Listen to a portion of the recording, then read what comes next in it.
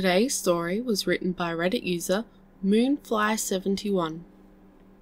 So, you said you were some kind of zookeeper? The thick-limbed and heavy-bearded man asked in a long southern drawl.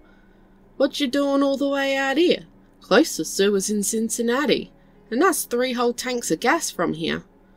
The much smaller and weedy man sitting next to him shook his head with a light chuckle. He readjusted the glasses that slid down his face with the motion, and brushed his thin brown hair out of his eyes. Cryptozoologist, he corrected gently. Though I understand the confusion, it means that I study cryptids. Creatures that, as of yet, have no concrete evidence of their existence. Urban legends, monsters you've only ever heard about. Bigfoot, Chupacabra, the Loch Ness Monster, Mothman, that kind of thing. The man swirled the completely untouched 2 fingers of amber liquid in front of him, and shook his head. At least, I want to study them. Can't really claim to do so if I haven't found hide nor hair of them, can I? He muttered dejectedly. The bearded workman nodded at the explanation. Ah, that makes a hell of a lot more sense than a zookeeper being out in these parts. The man downed his own glass of a much clearer and potent-smelling substance in one swift swallow, and set it down on the bar upside down with an authoritative nod. Yes, sir, that makes a good bit more sense. Wouldn't know what a zookeeper could do out in the middle of the backwoods of Kentucky, but a crypto-who's-a-what's-it makes sense, especially if you haven't had any on-the-job experience yet. Whole state is crawling with stuff like you mentioned. Probably how everybody in your job gets started, I reckon.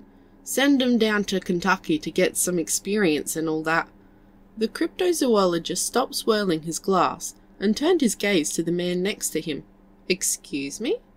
Well, I just figured it makes sense, since we got all kinds of crazy, unexplainable creatures and folks around here. Probably would be nice for a fella to figure out what all of 'em really are, you know. Nobody around here is a sciencey type. We just know enough to handle everything, such as it is, you know.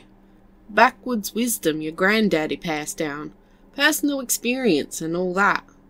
The brown-haired man's eyes widened as he set down the glass to fully turn in his stool to stare at the heavier-set man next to him. Excuse me, I'm sorry to make you repeat yourself, but are you telling me that you've seen things like I described? Not just heard about them in bedtime stories or campfire tales, not just seen grainy photos taken by your cousin, or seen a silhouette at the edge of the woods at sunset, but actually seen them face to face? The big southerner looked a little confused at this odd but exceptionally polite northerner's strange excitement and insistence, but nodded. Yes, sir, seen 'em, touched 'em, and shot more than a few myself when they've caused me problems. He paused and gave a bit of an awkward sheepish smile. Maybe don't tell nobody about that last bit. If you're here to study 'em and all, might be they're endangered, and I don't want to go to jail for killing something that's tearing up my property and attacked my dog. The man seemed to fall back a bit on the bar stool, a hand wiping sweat off his brow as he looked at the stranger who he had been idly speaking with. I'm sorry, you've been nothing but astoundingly polite and patient with me, but you must understand that I find what you're saying very hard to believe. Despite what you've clearly assumed from what I've told you, cryptozoology is not an accepted scientific field. People who research these creatures are considered crackpots who are either good-intentioned men wasting their time on ceaseless optimism, or snake oil salesmen trying to con honest people out of their money. I believe the things I'm looking for exist, don't get me wrong. But to hear a random stranger, by all means an ordinary man as far as I can tell, just tell me that they've seen so many of these creatures in a populated and fully explored state like Kentucky is just surreal. Someone would have said something. There would be a digital record. The southern man was quiet for a moment, mulling it over. Well, first off, you got something wrong there. Calling Kentucky ordinary and fully explored? That ain't right. He paused, clearly seeking permission to continue, and the cryptozoologist waved him on eagerly. The man obliged with a nod.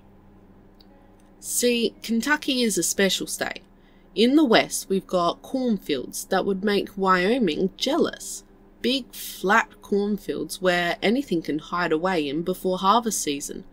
Cornfields that always rustle at night, and the stuff that's in 'em ain't anything those detractors of your subject would recognise.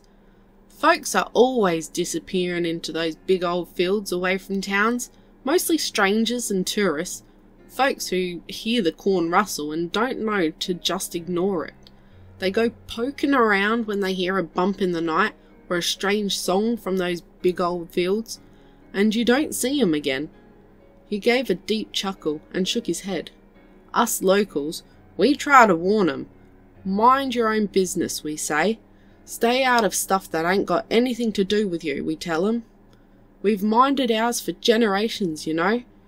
Course, anyone who's ever worked a harvest has seen whatever's left of the things that get stuck in the combines. Things that bleed purple or orange, or have organs and bones so hard they can't be mulched by tractor engines. Sometimes the stuff they leave behind means we gotta toss a whole batch because the gunk won't wash out, or because it melts through the metal on the harvesters.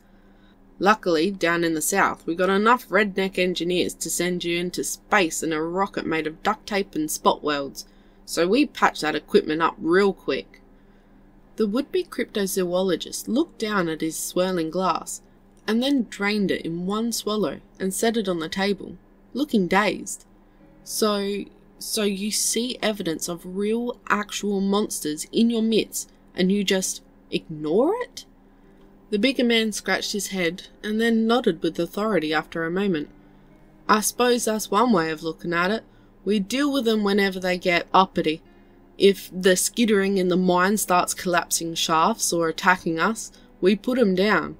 Or if the things that live in the corn break our fences or kill our animals, we burn a field or two and file it as a nice fat tax write-off for a bad case of vole weevils. We had to burn to stop the spread. Or something. First rule of redneck, son. You never call any cops unless you're related to 'em. Especially when they'll just complicate something that mostly handles itself. He smiled at the confused expression on the northern researcher's face, and clapped a companionable hand on his shoulder. Relax, man. That ain't even all of it. That's just western Kentucky. Eastern Kentucky critters, cryptids you call 'em, they're a whole other world. I'm almost scared to ask what the difference could be. The man chuckled. Geography, mostly. At least, that's my thoughts on it. Eastern part of the state's more mountainous, bigger forests and less open flat farmland. The furthest east you can go. This state touches the Appalachian Mountains. The Kentucky man's eyes got distant as he stared down at the bar-scarred wooden top, seemingly seeing something else in the pitted, work-polished hardwood. Them mountains are old, fella. There are things in there that even the original inhabitants of them, before any European fella put one foot on those cold peaks, treated with healthy respect and fear. You live up in those mountains, or even just around them, and you see things. I said calling Kentucky fully explored was wrong.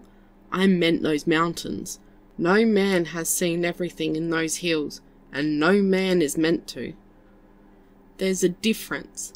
Living in the east rather than the west, when I lived in western Kentucky, we understood that the land was ours, and that the things that came from the corn and the tunnels were the interlopers.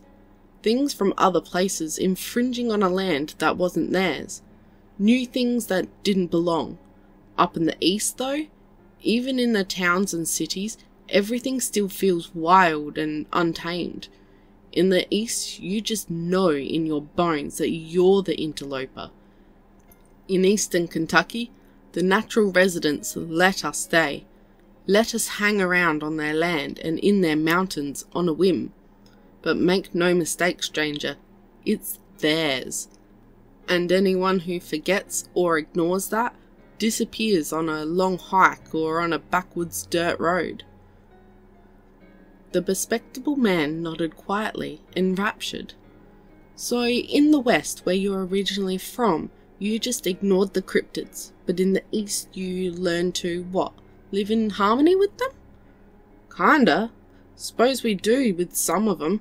Trade with them, feed them, know they're in our midst and not stop to bring it up and make it awkward.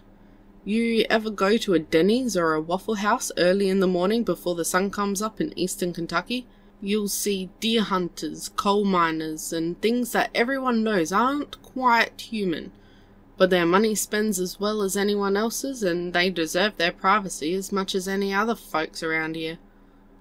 Most of them, though? Most of them we just live and let live. We don't interact with them beyond seeing them in the dark when you take a walk, or hearing them in the woods behind your house. Occasionally you find a deer or turkey that's been ravaged beyond the scope of any bobcat or bear. You know from the way the trees are scarred or the prints on the ground that just ain't normal. That's when you keep walking. If it ain't a human corpse, it ain't your business. The man paused to order another drink, this time a larger mug of beer rather than a shot. He nursed it softly for a moment, after the bartender slid the foaming beverage across the bar. You asked for personal experience? I've seen big figures with shaggy bodies that leave prints the size of tennis rackets in the mud and snow. Things that were probably the things folks call Bigfoot. But I never felt like bothering that neighbour enough to ask. They've never caused me any trouble, so I don't cause them none. There's a thing that screeches at night too. Scares a dog sometimes. But ever since it started leaving big bones on my doorstep for him, he's been right happy whenever he hears the screaming. Its footprints are big and clawed, and I'm pretty sure the hunter and those hikers that disappeared were its handiwork. But that hunter was an arrogant SOB from out of state, and I know for a fact he was looking to trap bobcat kits and bear cubs. And those hikers were college kids that wouldn't listen to nobody about drinking and partying up in the mountains, didn't pick up their trash and lit fires and shat in places that deserved more respect. A small notebook had made its way into the hands of the awed researcher, and the noise of a pen on paper filled the suddenly empty and quiet bar. And there's a cave that whispers, 'bout a mile west of my cabin. The rocks say things that draw you inside, and the glow coming from the centre ain't anything natural. It's like a colour you can't describe with words. I ain't ever gone deeper than the mouth, but sometimes I sit and listen on my quiet days. Put a lawn chair up and watch the sunset in the company of the thing. I don't think my mind fully gets. Every once in a while I'll get an idea or inspiration. I know it wasn't from me. The answer to what's wrong with my truck that I've been trying to fix all week. A recipe for Nana's cornbread that was destroyed when the basement flooded years ago. And sometimes a whisper for odd things that I feel the desire to place in the cave mouth. Cheez-Its, a disposable phone, a DVD player and a table. The man gave a good laugh and a shake of his head. I think that one's like you, stranger. It wants to know things, understand them. To wit, whatever it is, I imagine were the cryptids, you know? I betcha you could sit in that lawn chair for hours back and forth, though I wouldn't go past the cave mouth. I reckon there's some info on both sides that just don't need to be shared. Some boundaries you don't cross, and the line between the mouth of that cave and the inside is one of them. He sighed and gave a soft smile, but those are just the social ones. Most of them folks and critters, they mind their own business, and we mind ours. Yes, sir. This is Kentucky. We might blaze trails off the beaten path and drive the back roads, but we ain't stupid enough to go poking the bear while it's guarding its cubs. This place is special, half tamed, half wild, half new country and warm winds, half ancient places and cold rain. We know when to mind our own damn business, and when to give a kick and shotgun blast. I reckon that's why they're still here, these things you're searching for. We ain't killed 'em all off, but we ain't let 'em drive us out of the homes we built either. We stand on a divide, aware enough of what's out there to know it exists and enough stubborn will to refuse to let it scare us away. But we've got just enough wisdom to know how to avoid an all-out war." The man seemed to become more sure of himself now, and spoke with authority, a concise nod prefacing his words. "What's that old saying? An ounce of prevention is worth a pound of cure? That's what happens here. Don't go in the corn when it rustles, and that bastard won't be able to catch you by surprise. Don't go pissing on an ancient ritual site, and that massive shape in the night won't care enough to rip you apart. Give the fella whose skin don't quite fit right, and those eyes who are just slightly too orange to be human, a cup of Meemaw's iced tea along with those directions he asked for, and send him off with a clap on the back. If that nice woman you met at the bar don't want to enter your house till you invite her in, you best make sure you open the door and apologise for the rudeness. And if Cousin Eddie's iron allergy seems to leave more burns than hives, well, ain't none of your damn business why. He's family and that's that." Seemingly finally done, a silence settled onto the two men, now alone at the bar with only the bartender polishing a glass quietly at the far edge of the counter. The cryptozoologist flipped through his notes several times over the course of those silent minutes, checking and making slight changes to them before he finally sat the pen and pad of paper down and took a deep breath and slowly released it. "What you explained, it's almost like a self-stabilized ecosystem, like as if dozens of invasive species found a way to live in harmony and I'm including humans in that list. It's so strange, and I admit it's difficult to believe, but if everything you said is true, then it almost sounds like poking my nose into this could cause untold problems. If everything in Kentucky functions with this strange hear no strangeness, see no strangeness idea, wouldn't actively studying and categorizing these things cause issues? Wouldn't people like me just be a threat to a fragile ecosystem?" The man grabbed his hair in his hands and yanked for a moment, releasing a garbled yell of frustration before slowly releasing his grip. "You okay, friend?" "Gah! No, I am not," he snapped. Sorry, it's just so frustrating. I get told that everything I've ever wanted, proof that my field of study is real and valid, is right in front of me, and at the same time, it's made painfully obvious to me that I can't study it, because doing so could ruin the very thing I wish to admire. It's like being inches away from the last Stradivarius on Earth and knowing a single touch could crumble the entire instrument to pieces. You're worried about disturbing the environment of the things while you study them? That's basically what you're saying." The researcher nodded dejectedly and slumped into the table, head on his hands. "Yeah, pretty much. Well, sounds to me like all you need is a guide. Somebody who'd know how to get your research done without setting nothing off. A resident. Somebody who knows this state and all its people and critters like he knows his own family. A big, strong old fella. Yeah, that's what you need.